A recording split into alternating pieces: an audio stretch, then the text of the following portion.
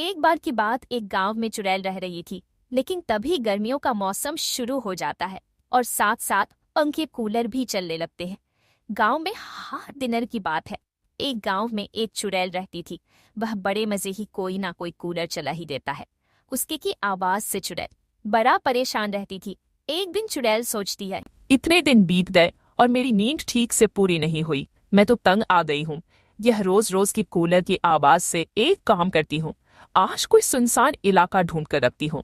रात में वहीं किसी पेड़ पर लटक कर सो जाऊंगी। चुड़ैल गांव में एक सुनसान इलाका ढूंढने लगती है, लेकिन उसे कोई जगह मिल ही रही थी।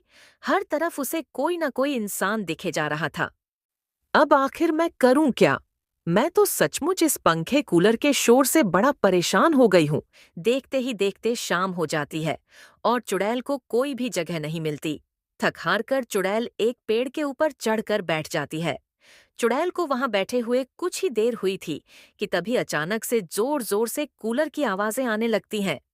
हे भगवान, फिर से शुरू हो गए। यह इंसान, अब क्या करूं? कहाँ जाऊं? मैं कुछ समझ नहीं आ रहा। अब तो मुझे बहुत गुस्सा भी आ रहा है।